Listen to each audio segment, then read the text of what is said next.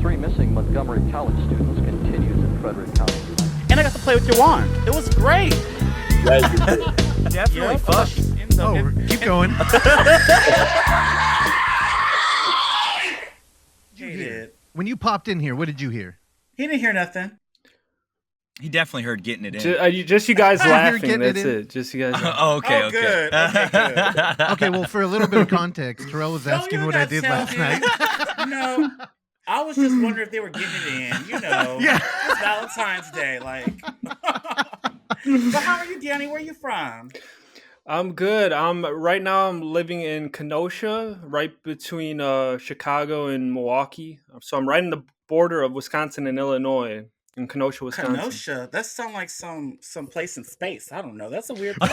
Okay, It feels like it. Yeah. Okay. What's this accent that you got coming through? I Oh, like my it. God. What is this? I don't know. I couldn't. Oh. Oh. Okay. I mean, welcome to Footage yeah. Foreplay. I'm Terrell. You probably know Russell down there and Evan to the side. He eats squirrels. That's a big thing. And, Why did you open with that? That's the first time you fucking say to people. When Wait, hold up. in Croatia, wherever you live in the wilderness, Kenosha. do they eat squirrels out there? I'm gonna start with that. Hell Just gonna no, clear the air. not that I know Thank of. you. Period. Dude, Wait, this hold is on. Nasty. Hold on. I need to hear about this. What's You do. you've ate squirrel before? Oh, multiple times, and would again. Enjoy it. I live in Mississippi now, but I'm originally from Florida. Spent a lot of my life growing Not up in everybody in Colorado Florida and eats Wyoming. squirrels, Evan. But in the South, it's much more common, I think, than it is in other places. But like squirrel hunting is a thing. There's tons of squirrels, so you go squirrel hunting and come back and you clean them and boil them and then deep fry them, and they're good. Wow. Kind What's of the your favorite part consistency of chicken the when you pull it apart. Do you eat like the tail too, or? Nah, you cut the tails off, because there's not the type of like the meat's like it's like a tough kind of stuff that's in the tail. It's not like normal meat. So you've ate the tail So you before. eat How do you know like it's the back tough? legs and the rib and like the main body is what you eat. You cut the head and the tail off. You learned something new today, huh? How many squirrels can you eat in one sitting? You know, you're hungry, you sit at the table. Is it like one will fill you, or can you eat like 3 or 4 squirrels? Yeah, usually like 3, because there's not a lot of meat on them, right? This is just so nasty. It's much less meat than like a chicken or something. Evan, you really do liking this like that? I thought it was a bit, but he really does like this. No, like it's cuisine. really, yeah. I'll cook you some squirrel sometime. No, you won't. No. And I just won't tell. I'll tell you it's chicken, and then after you eat it, I'm I'll not be like, eating that was nothing that squirrel. you give me, especially coming out of that shed. Anyways, Danny, welcome to Footage Foreplay. How you doing? You said you was good. You're from Cretaceous. Yeah. Kenosha, yes. So, just announced yesterday, we put out our first wave of films that are going to hit the Unnamed Footage Festival 8, and yours is one of them. And you've been getting a lot of great traction for this film, Fantastic Fest, and all these other places. So let's talk about what happened to Dorothy Bell. How did this all come about? Yeah, so I was needing to do a micro budget film. I didn't have the resources budget to do anything too big. So that's where I started. I looked at like what resources I had in my area, and there's this beautiful historic library in downtown Kenosha that I've been to multiple times. Actually, in October they do this ghost tour. They have their own like ghost lore in the library, and I attended one of their events, and I just fell in love with the building and saw the potential of how spooky it could be. So yeah, it started to spark all of these ideas. I have this association with libraries. I anytime I'm in a library, I think of ghosts, because when I grew up as a kid, when I would hit the library, the first thing I would do is run to the paranormal section and look at all the books about local urban legends. You know, and I was always into horror, so I would go, read horror stories. So, every time I'd be in a library, I was in a very a mood for some scary stuff. And yeah, it just felt like a great location. The people who run it were so welcoming. And before I even started writing, like I approached them like, "Hey, I'm a filmmaker. I love this location, and in the future, if I were to have something to shoot here. Would you guys be welcoming? And they were. And so that was the spark of what happened to Dorothy Bell. Did any of those people show up in the movie at the library, like the employees of the library? Were any of those the actual employees, or were those all Nah, actors? nah, Okay, they're I was all curious actors. if you snuck any of them in there. No, I was afraid. Like I explained to them like it was a horror story, but the way I would speak about it, I would say it's a ghost story. I wouldn't say there's horror, because I was just afraid to like turn them off if they found out it was too gory, you know. Right. But I gave them a good idea that, you know, there's gonna be death, but I didn't want to obviously like scare them off. So Sure. I thought if I were to have them as extras and they'd see like, you know, people getting offed in brutal ways, they may be like, wait, what did we sign up for? Yeah. The way your camera moved, like a ghost was in your room. So what is your connection with ghosts? Because it seems like you're into this paranormal stuff. Are you like, do you believe in them? Have you seen them? Have you had an experience? Has a ghost tried to like ghost? Yeah, I grew up in Chicago, which has like a ton of great ghost lore. There's so many ghost stories about, you know, obviously Chicago has such a rich history, and, you know, ghosts are associated with the history. I was always obsessed with ghosts, and I believed in them for the longest time until I was like in my mid teenage years, and I started to develop a more rational thinking where I would just rely on science, like what science has to say. It was like impossible for me to believe things that don't have true evidence.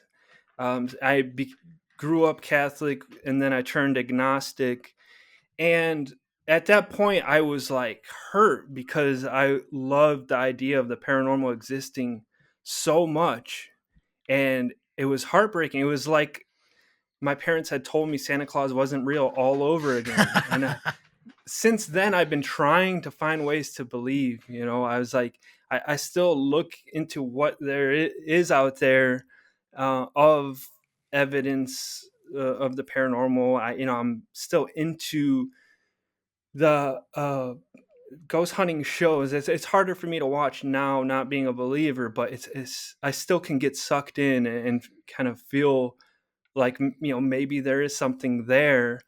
But I found that if I go to a location that's supposedly haunted and it's nighttime, my brain will believe. You know, if I'm hearing noises, it feels like, oh, wait a minute, maybe I am a believer. You know, because why am I scared right now if I truly don't believe they exist?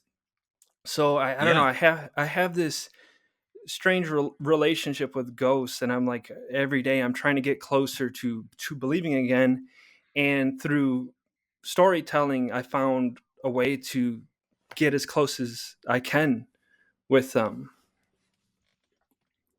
Yeah, one of the also, I apologize, I walked away. I don't know if you guys mentioned that at all. I don't know what the fuck you said, but I spit coffee all over my soundboard.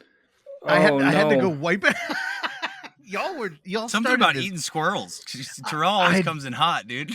Dude, I have never done a spit take. I've never done that, and I was half in shock that it really happened. Wow. No, Danny, so I just wanted to have fun. I'm so sorry, y'all. No, it's fine. It was fun. Girl, yeah, it was fun. I'm tired. I'm drinking this coffee. I sat here though, and I believe in ghosts. We don't get back to that. But, yeah, no, I do too. I do. I had experiences, but continue, Russ. Oh my god, yeah. So I sat here half thinking, should I just play it off? And I had drenched everything. Evan, you'll have to put a clip in there, or Oksana, whoever edits this. Yeah. But I heard a great argument for non-believers still participating in like the rituals. And out here in San Francisco at the Balboa Theater, where our fest is going to be the end of March, they did Bigfoot Bonanza a couple of times. And shout out to Kai, who runs that event. But he told me, you know, even if you're not into Bigfoot, what if I told you that a bunch of grown men were going out in the woods with guns and they were finding footprints in the ground, and that Bigfoot isn't real, but there's a dude out there with a fake foot making footprints, kind of antagonizing this group of people that are walking around with guns. And he's like, in America, we kind of have like a hippie mentality where it's like, we want to find Bigfoot and understand him and love him. But in Canada, they're pro-kill. So if you're fucking around putting prints out in the woods, like, you might run into people who will be very angry about it. And it's like that alone Bigfoot is like not real. well, I mean, Ghosts are real. people stumble into footprints. So I mean, and of course, you've seen the big like plaster foot with a pole that people use to make them. But even that, like, I still feel like it's interesting and worth investigating or psychoanalyzing why people would feel the need to kind of propel a cryptid. And the paranormal hunting is a whole different thing, because it's undeniable that if you go to like a crime scene or even an abandoned house, there's an energy there that's different. And it might be kind of like liminal space, like how that was a big thing where it's kind of like this room was supposed to hold people, but now we're in lockdown and it's completely vacant. It almost gains like a characteristic of being haunted or unwelcome. Dude, I feel like the burliest, biggest, fucking most badass person who like doesn't believe shit has been in a place where it feels off. Like some places just fucking they're off. Like there's some bad energy in that place, and like it doesn't matter. I think that's just undeniable. Like even for people who sometimes a place just feels fucked up.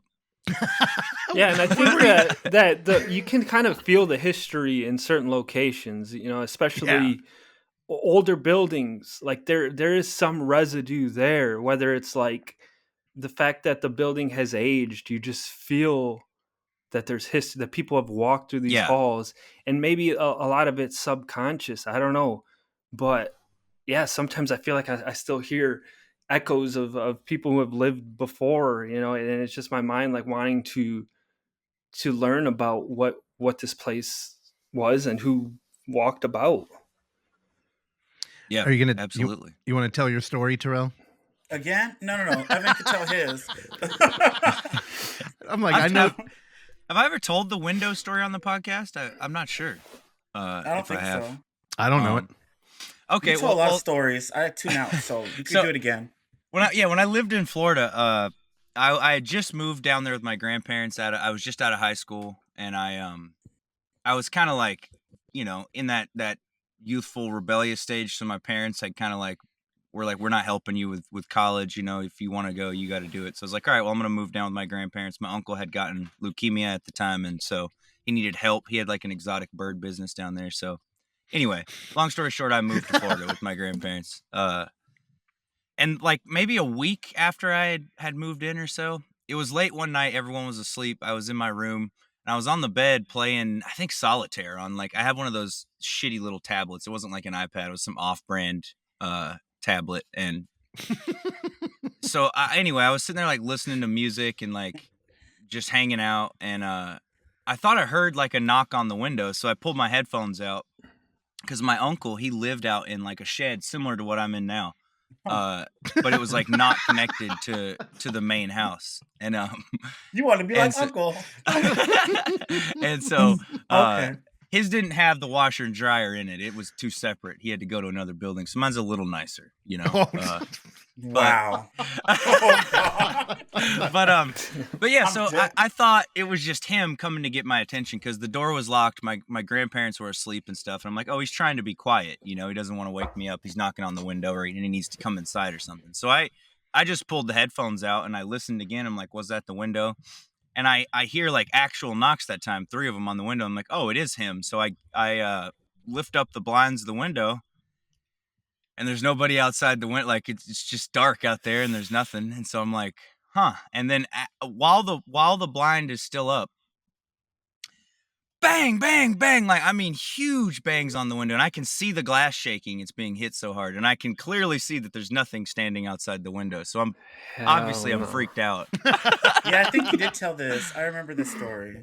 Yeah, and it's similar to mine with the bang bang bangs and all that stuff. Yeah, it's always 3. And it's like, fuck this. So I never. Russell brought up Conjuring, I think, when I told that story because the 3 knocks. Yep. Yeah, because they say that it's like mocking the Holy Trinity or something. Yeah, but yeah. Anyway, so it evolved into it happened several more times, and we went around to the front yard and stuff, and I decided I was going to try to get a rise out of the spirit or whatever because it wasn't doing what we wanted it to. So I started, calling it a pussy and stuff. And And then as I'm crouched down on the porch with my camera on my shitty little feature phone, I still have I need to find this picture somewhere. We'll post it on the account or something. But there's what looks like a face in the bush in the picture. But as this is all happening, I hear like leaves moving in front of me on the porch. As I'm standing, I hear leaves off the porch. I'm standing on the porch, and it sounds like it's coming straight at me really fast. And as I'm like standing up to go fuck this and leave, something slams into the porch underneath me, and so I like ran and jumped off the porch. My uncle was already gone. He left my ass. He was like halfway around the Damn. house. And That's probably the squirrel queen coming to get her kids to eat. that house has had a Very lot of much weird like shit that. happening, but that's one of the scariest incidents. That does sound scary. Russell, you also had some ghost stuff, but you don't want to believe it. Russell, Danny, my is one God. of those characters from a horror movie where there's weird shit happening and he don't want to believe it. And he's Yeah, the one that Mika. everyone hates. You know, Mika from, yeah, he's that. He's annoying. Because in his room, there's a demon in there. And I told him there's a spirit, a ghost, a demon, but he don't want to believe me. His wife, Oksana, you talk to her, she knows it's in there. Their kid be looking up at it and staring and smiling and giggling because there's a monster, but he don't want to believe it. And yeah, so he in your same boat as you. Yeah, there's real ghosts in the Damn. world. Long story short, and yeah, back to Dorothy. Dorothy's scary, by the way. If I watch some old clips of that granny walking around trying to play hide and seek, going in tents and stuff, I'd be creeped out. I'd have nightmares. Where'd you find this old lady with the fucked up teeth? This shit is scary. Nah, so her name is Arlene Arnone. She's a actor close to me. She's in Illinois near Chicago. But I remember seeing a short film she was in, and I just thought her presence and her look was just so interesting and unique. And Mhm. she's clearly Very like unique. a character actor, and I actually like had her in mind from the beginning. This wasn't like a casting process for her character. That was kind of where I started. Once I decided I want to make a ghost story, and using the elements of the library, I said, okay, it's going to be a librarian, and it was just obvious that she was the right person, and she's just so great. She's got such a good sense of humor. Super professional, and just has such a joy for acting. She does a lot of theater. Yeah, she's just such a hard worker, and it was such a great experience working with her. Now, you came onto our radar because you made it into fucking Fantastic Fest. Congratulations, Danny. Thank you. I Yeah, that was cool. Now, we've done the Unnamed Footage Fest for now 8 years, and we always it's kind of tough because if you're with another film fest, you can scout other film fests and kind of look at what they loved and be like, oh shit, we got to try and get on there. But with us, it's like we have to look for the right format. And a lot of the times, Film Fest just won't take in-world camera, found footage. Faux doc gets a lot of like The Office, Spinal Tap, everything. Like, I feel like that's more accessible, so it's not that bad. But when you make like a traditional found footage horror like you did, I feel like you deserve extra attention for that. I know so many filmmakers that wouldn't even submit to Fantastic Fest. It's like, no, dude, like we are operating in a subgenre. Like, it's horror. That's where we're drawing from, but we still get a lot of stigma. And you broke through. Like, how was that? Like, what do they do? You get a call, like just an email, like you made it. Yeah, I got an email with an invitation, and I was like, man, I was so sure that they sent the wrong email. So like when I followed up like and accepted it, I was just waiting for a response back like, oh, I'm so sorry. This was supposed to go to someone else. But no, they loved it. The feature programmer Austin kind of flagged it, and he championed it since the beginning. Before the fest, when people would ask his recommendations, he always included it on the list. Hell yeah. I don't know. He just saw something special in it.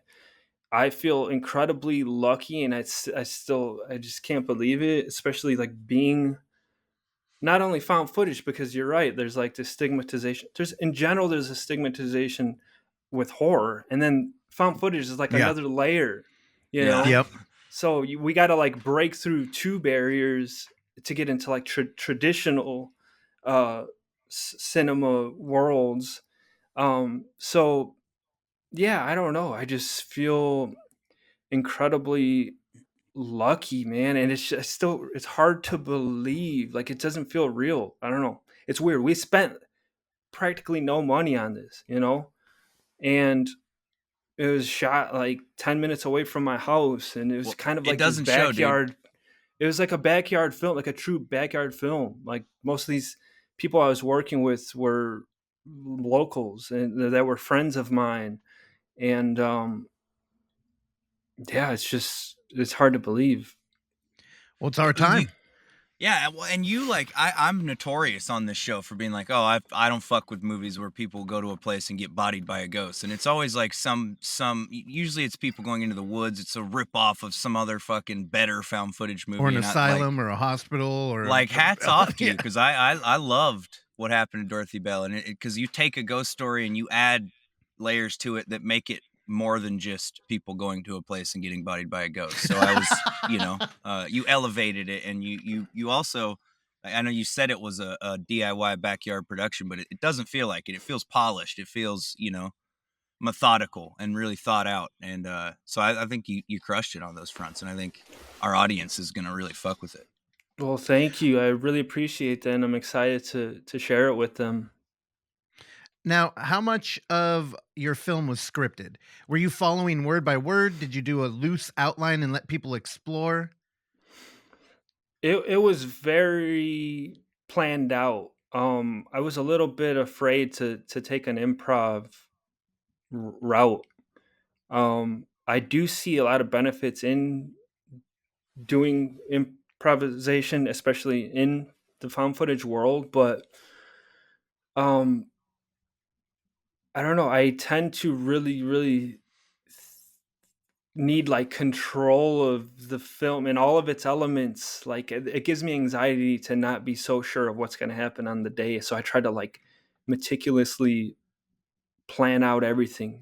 My pre-production is months long, and yeah, for this film in particular, we didn't have uh, any improv. Although some of the camera movements, like our DP was basically having to be an actor because Yeah. he's having to Yep. react to the moments, to the scares, and none of that. Like we did do blocking before we visited the library and kind of talked through everything, but once you're on set and everything's like in motion, there is a lot of room uh, to for him to kind of be an actor and Yeah. naturally react to how Ozzy would.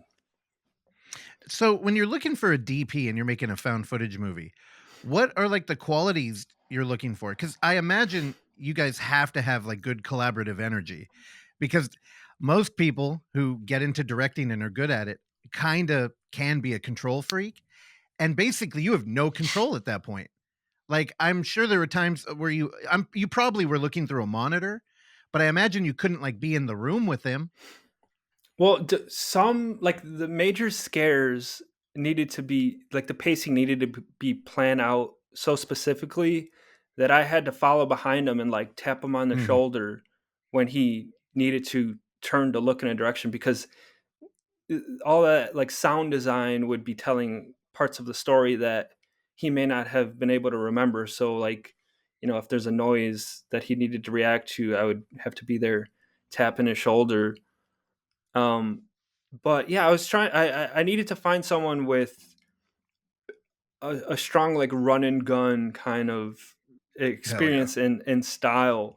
And Mike Detterman has a background in documentary, um, and I felt like that would be beneficial. But also, I need someone who, because it's like a hybrid, I need someone who can understand about like setting up a shot and properly lighting it to be natural but also beautiful. Like there's some kind of someone who's all around. It's really not like one particular type of person. I need someone who can be strong in a lot of areas. So you made a found footage movie. Were you worried at all about venturing into hybrid? Because watching your film, I'm like, I feel like it wouldn't have been that much of a stretch to just do it all in camera. So I'm like, what was the thought process there? And were you worried for about like found footage critic coming after you or something like, oh, they broke that, there's no camera over there in that corner. Yeah, no, I was like, I made the conscious decision to. So there's basically like you lean towards pure realism. You want to like fool the audience, like Blair Witch. It's like it can be real. And then the other way is like more stylized. It's just lit more beautifully, like Yeah. more studio quality. And I said, okay, it's 2023 is when we shot. uh Everyone's phone cameras have 4K. Okay, so the present day stuff doesn't need to be lo-fi, so let me just like set that up. And then because our lead character has this experience with these video journals, she has all this like pretty solid video equipment, which shows that she has a background in filmmaking in some way. Maybe she studied it in school or did some kind of video projects. So like she owns all this equipment. So that automatically gives me an excuse to like, again, make it pretty.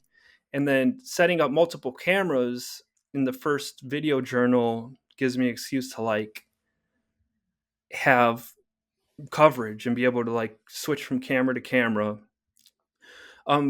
Obviously, think sometimes things get framed up a little too beautifully, which wouldn't be realistic. But I decided that the audience I'm targeting are found footage fans who understand the Yeah. genre, who aren't getting fooled by it anymore. Like, and they hopefully I can establish a world where it's believable enough and they can like forgive that I'm framing a beautiful close up, and maybe like the chances of her camera being set in that perfect angle are slim. But um yeah, I Well, really and it's wanted to use the format of found footage as more of a just immersive cinema Yeah. technique of cinema, rather than fooling the audience to believe they're watching a real film. But you do still feel that, feel that oh yeah. realism, but it's not so strict. I wasn't that strict on making it believable. Yeah, your movie falls into to that sort of that spot where like it is hybrid, but I think the actual in-camera stuff is so strong that I found myself like forgetting that it was hybrid. Like I think the stuff that stood out to me the most was the in-camera stuff, and I think it is because you put so much thought into the format. And that whole thing you were talking about of, all right, well, this character has this background, so that explains why I feel like not enough people who set out to make a found footage movie think about those kind of things. Think about those format type of things and sort of write that into their movie like you did. And I think it helps when you break out into hybrid that all that's already established and stuff. So I don't know, you buy into it more and it works more than I think it could. Yeah, Dude, and go ahead. I'll never forget that movie, The Sacrament. When that came out, it's got all these filmmakers participating as Ty West, Joe Swanberg, Yeah. and they're all on the floor and they're working for Vice and they're doing the Jim Jones documentary. Perfect justification to just have a beautiful film. Yet, still, shout out to foundfootagecritic.com. One of their writers was like, at this point, the DP handed off the camera to a villager, and we're supposed to believe that they know how to pull focus and frame everything, and we're just supposed to. And I'm like, dude, you are a maniac. Because we are. Found footage right now is pro wrestling. It's like nobody's really having that old conversation of, is it real? It's like, no, motherfucker, it's not. But Exactly. they're doing a lot so that for us to suspend disbelief, it really doesn't take that much. Yeah. We just agree. Oh, it's a found footage movie. Okay, I know what I'm getting into. Yeah, and I think like one of the challenges, which starts in the screenwriting phase, is like having those limitations of camera. So the more cameras, like the more opportunity you have to for coverage to keep like visual interest, but also for storytelling methods. So it was important for me to like have options, and that's why you're getting surveillance, you're getting home video, VHS, lo-fi, POV. Like I wanted to have a, a mixture, so I have as many tools in my toolbox to be able to tell this story as effective as can be. Well, I really appreciate you not being afraid of like framing shit up to look great. Because the way that you shot that library, it felt like, I think that's what Evan was kind of communicating earlier, where it doesn't feel cheap because it felt like you knew what was happening. Like there are professionals here, and we can just Yeah. kind of like lay back and relax. And I just kept thinking, you used the shadows so well in Oh, that yeah. library that it's like, God, with a lesser DP, or without a little bit of like, we watch so many movies, and I'll never look at a dark corner of a library the same way. well, dude, it's almost set up to be horrific in there. Yeah. Did you do any like research on that, the actual history of the library? Did they actually have any like secrets? Yeah, I mean they have some like urban legends that really don't hold up well once you start like digging into them. But there's supposedly like a trap door in the wall where like someone's like living. Like I don't know, they're a little fantastical to be believable. But yeah, I mean it has some great history. If you look, it's called the Gilbert M. Simmons Library in Kenosha. Um, you can find the history of it and then all of their ghost stories. It's a great place. No. Pull it up real quick. Oh, Here it hell is. yeah.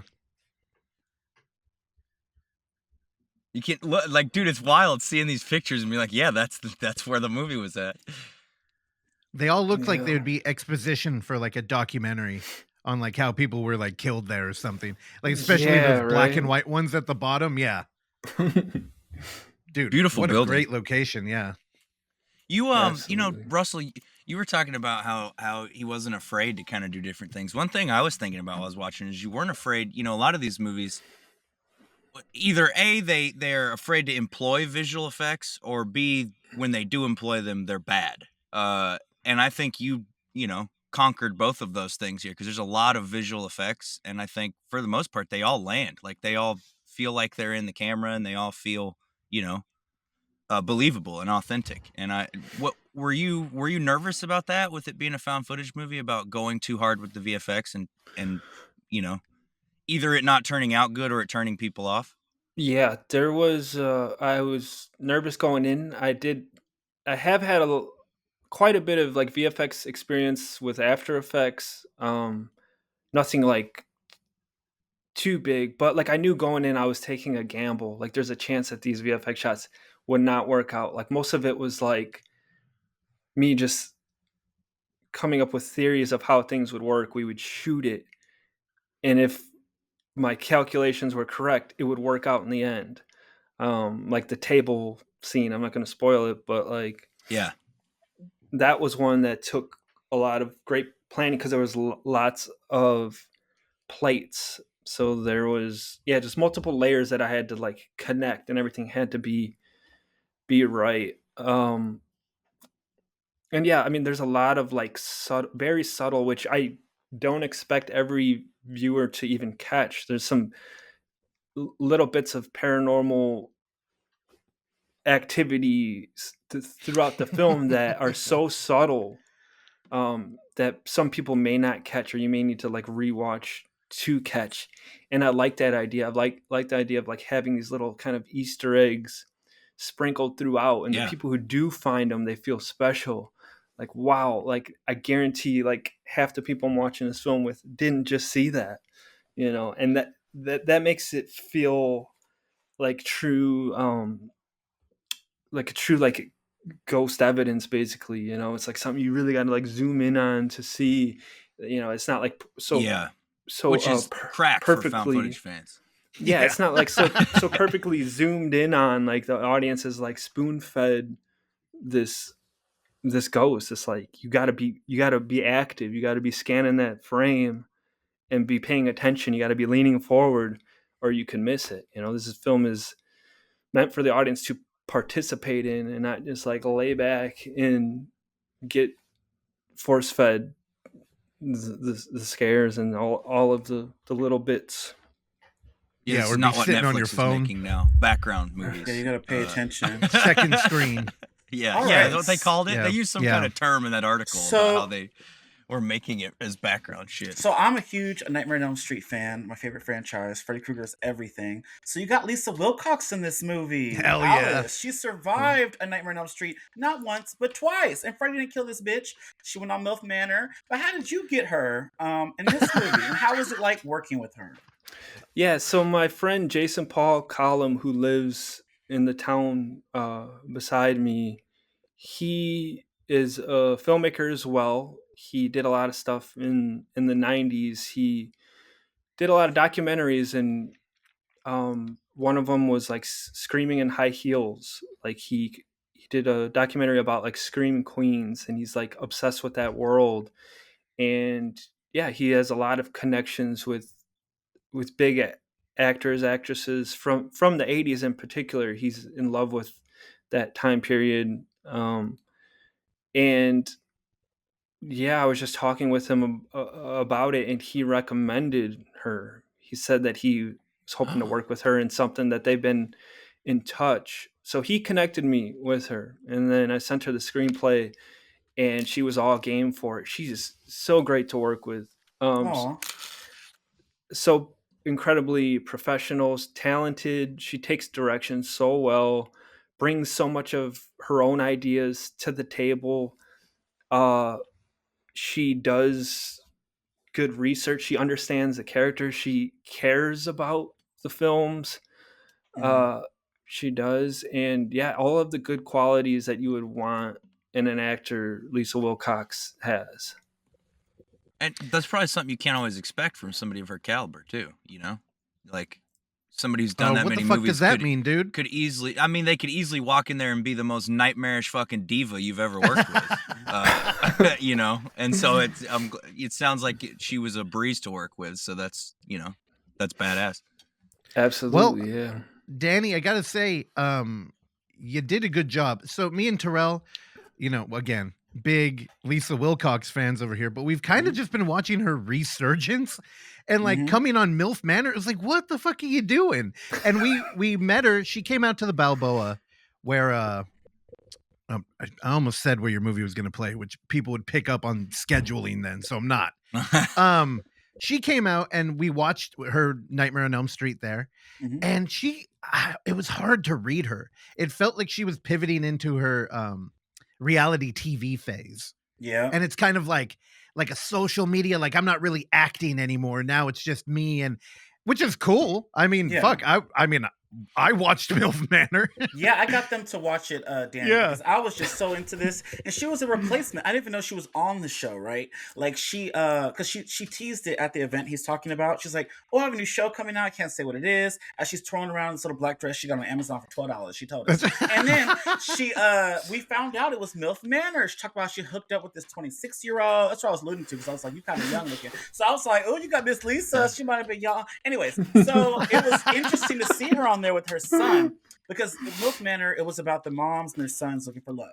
So she went there with her son, her youngest son, I guess, and he was trying to find love with a mom from the other cast, and she trying to find love with the sons. And she was just there. Was she? Yeah, it didn't seem like she was very she was just into there. No, she wasn't. But everyone was already booed up by that point. She was a replacement, so everyone was just like, you know, hooking up, and they're all like gay. Anyways, remember we found that out too. Oh yeah. So they didn't want none of them MILFs, especially no old pussy. Like what?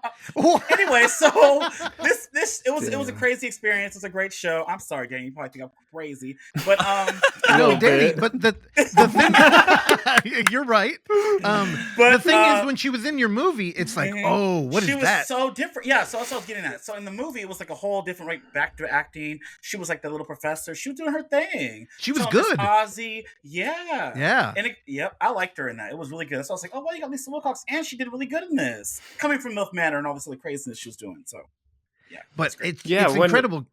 Like normally, like Tarantino's the one, you know, where it's like, oh, I pull somebody out of like the retirement, and usually not as self-inflicted retirement. It's kind of like culture has just moved beyond.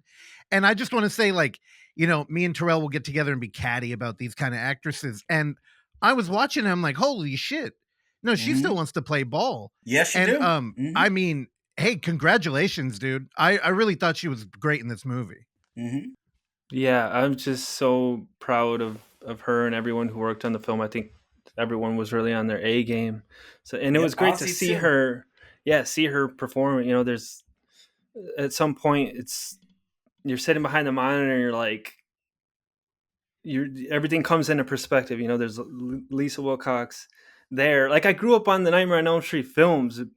The Dream Child Part 5 was the most memorable to me because we like had the VHS tape was like always like laying on the floor in our house, and that was the one we watched the most. On the floor?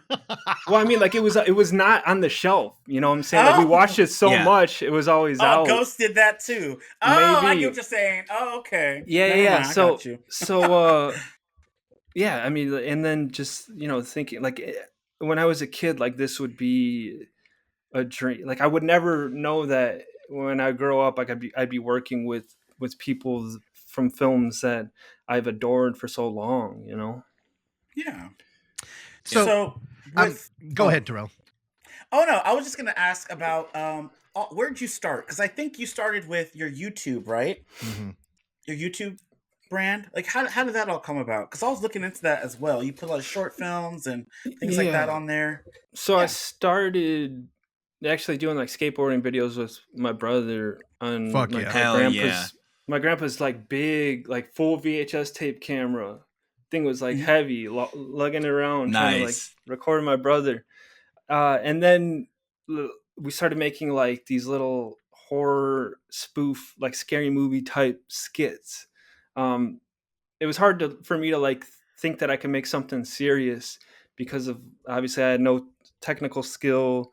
And we were just like silly little badass kids. So we're like just making very like horrible horror spoofs. And then as I got a little older, I started like understand what really goes into filmmaking.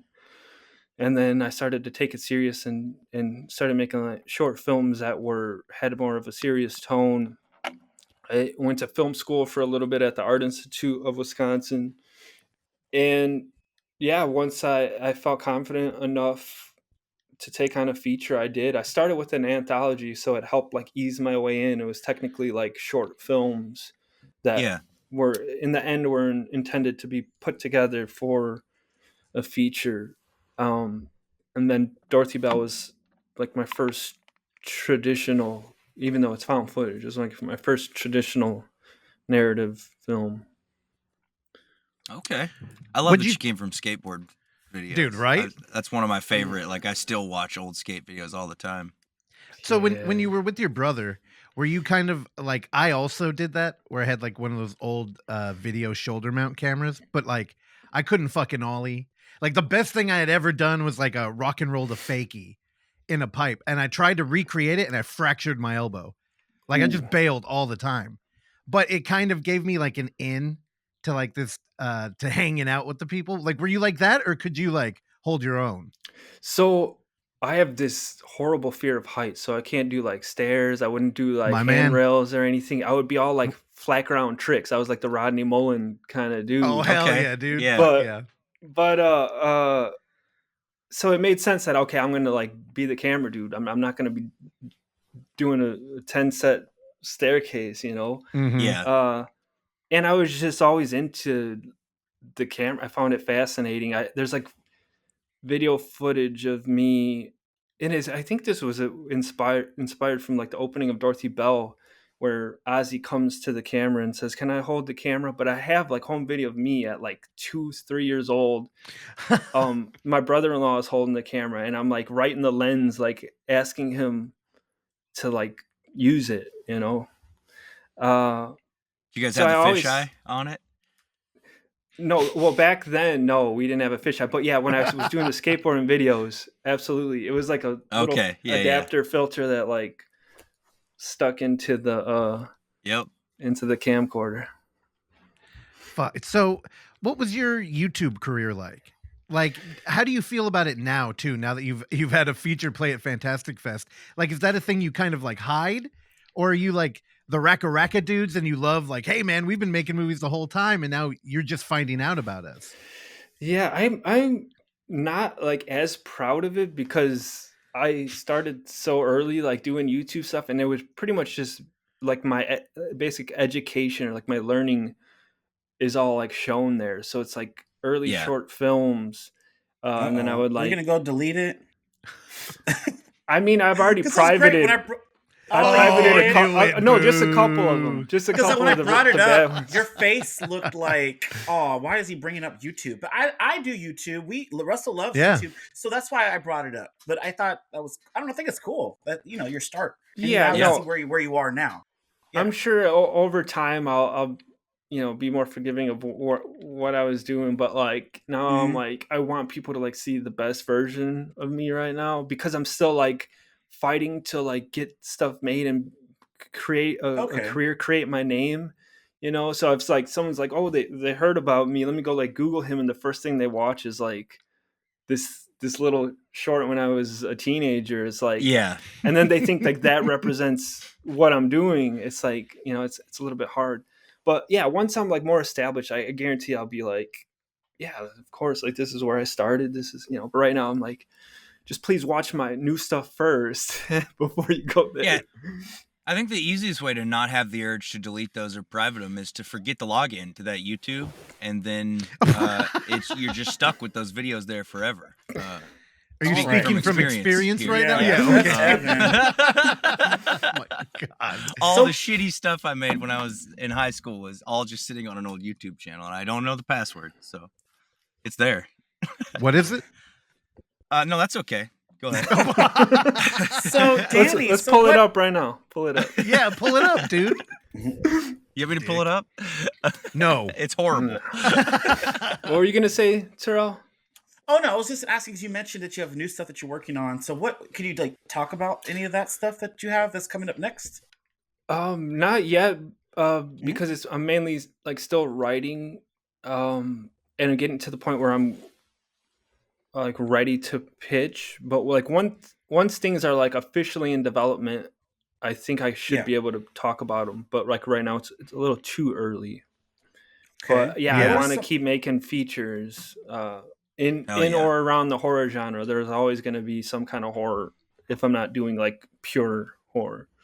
Found footage? I hope to return to the found footage. Okay. Absolutely. Turn your back. That's a no. You said return. So, so what are your like influences? Like, what are your influences into doing the films that you've done, and or like some of your favorite movies that may have inspired you? Let's make that a two-part. Let's split that into found footage as well, because I'm curious what your found footage inspirations were for Dorothy, as well as your general ones. Yeah, so I guess we could start with found footage. So I was one of those people who saw the Blair Witch Project in the theater, and I was 10 years old, and I believed it. Oh, shit. For the longest 10? time. Years after that, I still thought it was real. It wasn't until later that I found out. So I was like, for a good chunk of time, I was living in a world where there was witches and there was evidence and there was magic existed. Ghosts were for sure a thing. And witches are real too, by the way. And I was 10 they when are. I seen it They too. are, yeah. 99. Yep, I remember it. But witches are real. We can get into that too. Yeah. Yeah, he thinks Taylor Swift is a witch. That too. She is. She might That be, bitch man. is a witch. Yes, she is. She got powers. Yes, anyone with $1 billion is either a warlock or a witch. My counter here is if she was a witch, then the Chiefs would have won the Super Bowl. Anyway, No, see her face. Her powers were not working. They weren't. Ask Russell. I sent him a picture. Yeah, Her powers he aren't did. working tonight. She got booed. Someone vanquished her spell. And there was a bitch. If you go look at if I can pull up the clip on my phone on TikTok, there's a girl that had like a little doll and she was poking it with voodoo sticks. And I was like, oh my God, there was a little witch in the crowd. Yes, there was.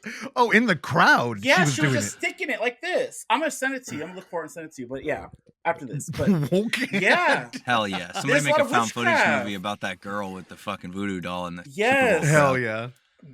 Anyway, sorry, y'all. Anyway, yeah, Let's get that back was to a his weird question. tangent, Danny. I know, Yeah. because it's witches. Okay, sorry. So Danny. yeah, Blair Witch is probably like the most influential to me, but Mhm. you know, even after that, Paranormal Activity, Lake Mungo, those two, just Paranormal Activity franchise and Lake Mungo was huge for me. Mhm. Um, I think most of it's like the experience of like the first time watching them, because Yeah. I remember watching the first Paranormal Activity. I was alone in a dark room, and you know, Mm. you just that feeling you get of like, you know, those chills. It's hard to really compare to that. And I think I'm big on like nostalgia, so like remembering how I felt at certain times. Um, Films that I've seen, whether they're good or bad, if I had a great experience or was in a certain place in my life during the time viewing it, it holds like different weight in my heart. So yeah, I think those were most important to me. But like, I think I kind of intended to make this like a love letter to found footage. So I drew like as many inspirations from different found footage films as I could.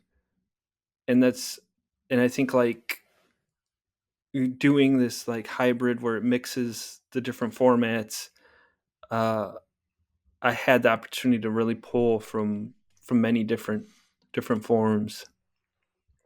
And for anybody listening right now, I know the movie's not available, but we are calling it a hybrid. There is very minimal It is very breaking of minimal. that in-world camera Yeah. narrative. I will say that this year we did get some submissions that were good, that just had so much non in-world camera that we had to like talk about it. And we're like, at a certain point, our crowd is going to come out, and they're, you know, our agreement with them is that we're going to show them in-world camera movies, whether it's like POV, faux doc, or found footage.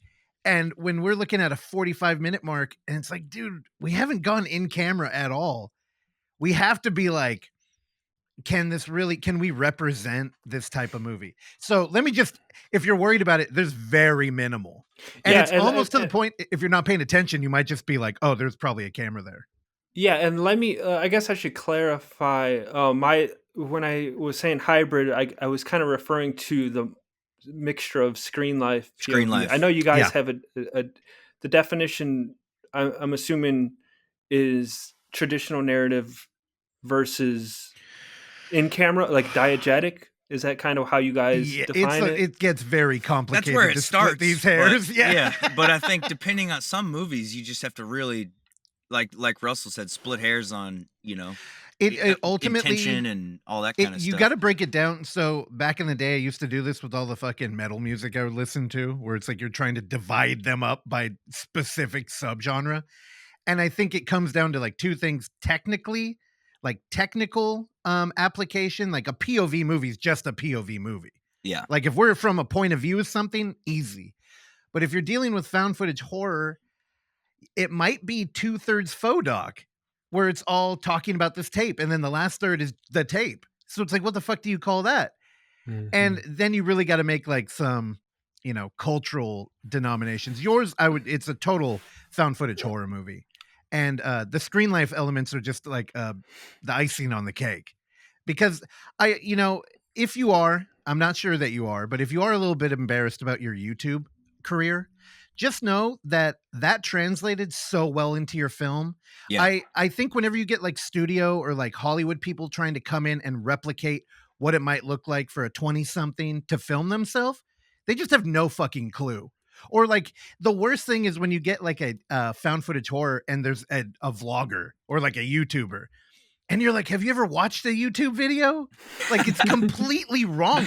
Like just the style, the like culture, the like everything just feels like AI built it. Like there's like a misunderstanding. Your film felt completely natural. We just slide into it. I completely believe that even though it's like kind of dark territory and personal, that, you know, a solo person might go on this adventure. Because that would, to me, was one of the biggest leaps where it's like, oh, are we going to introduce like a boom character? Like are we going to start adding people to the team? But I mean, clearly you went for the scarier option. Yeah. Yeah. Yeah, Danny. Sorry, we love All this right. stuff. Yeah, you don't I even know. finish this answer. But so after Dorothy Bell runs through all the fests and all that good stuff, do you think that's going to be released on physical media, digital outlets, or what is next? Yeah, for so Dorothy Bell? we're still seeking distribution. Been Mhm.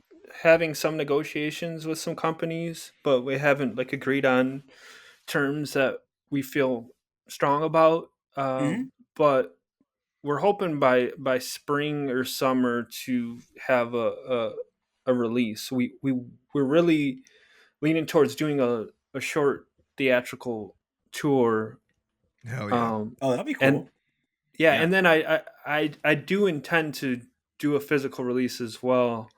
I did that myself with my last film, so if I can't find a distributor that wants to do physical, I'll definitely retain those rights and do it myself. But either way, I'm still a Blu-ray collector, Me and I just too. Hell yeah. I appreciate like physical media. Yes, it's nothing like holding the actual movie and instead of like going to click through where they change shit on the streaming stuff. So it's kind of, I don't know, bonus features. But Blu-ray is where it's at. Yeah, you can't just wake up and your movie's gone, you know? Yeah, exactly. Definitely. So, Danny, what do you got behind you? I see some Blu-rays up there. Yeah, well, these are books. Are they but I do books? got some Dorothy Bell memorabilia. Actually. Oh, hell Yeah, I yeah. see a mask right now that I recognize. Are those books? So he a reader? Oh, he likes the library, he said. So there's that mask from the opening. Oh, Oh, hell yeah. The granny wore it and that freaked me out. I was like, put that back on. Paper Yeah. mache. I made this myself. Oh, you did? Nice. Yeah. And then we got Oh, yeah. Oh, recognize that Ouija, too. Ouija board. The flowers are Oh. so dead. They're you Oof. can't see it. Okay, the flowers. Did y'all are, make like, that dying. too? Yeah, I Yeah, made that's this scary. one myself too. Did you I try love it? Now that's real. That's where you'll find your ghost with that. Yeah, no, I didn't try it, but I should have. No, don't. No, if you do, you fuck. There's still time. Bring it to us. We'll try it. And then we No, got no. the Young Don't bring Crimson that. book. Oh, hell Oh, nice. The welcome book? Uh-oh. Welcome home. Yeah.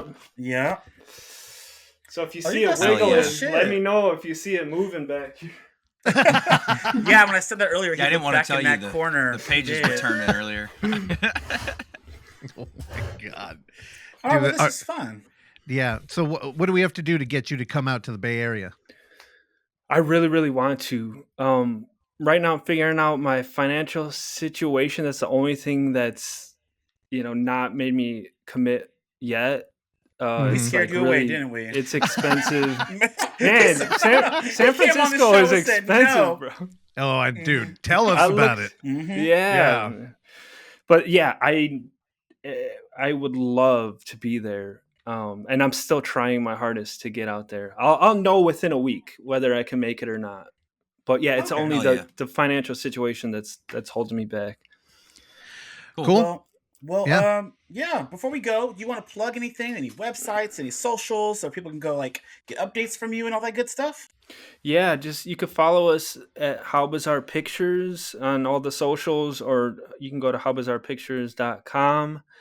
That's my company, and then just search for What Happened to Dorothy Bell everywhere, and follow us social media. Keep updated to see where we're screening the film next and when we're gonna have the release of the film. Start singing OMC in my head every time I hear your production Yeah. company name. Oh I my love God. Of I mean, I do course. too. All right. Well, this was great. I'm excited to see your movie again on the big screen at the Unnamed Footage Festival 8, which is going to be March 25th through the 30th. So yeah, if y'all go to the website, get y'all tickets and all that good stuff, and hopefully he'll be there to present this movie. But thank you again for joining us. I'm sorry if we scared you away. I know I'm crazy, but yeah. So hopefully we'll talk again next time. Absolutely. Danny. Thanks for Yeah, having me. enjoyed This it, was Danny. fun. Thanks, Dude, guys. love you, brother. Thanks for Thanks hanging out. coming on. Thanks for listening to Footage Foreplay. If you enjoy the show, please consider leaving a review, sharing it with a friend, or simply hitting like. These small gestures are a great free way to support this mayhem, and if you find some footage we should be fondling, email us at footageforeplay@gmail.com. Check back every Tuesday and Thursday for new episodes, and remember, don't skip the foreplay.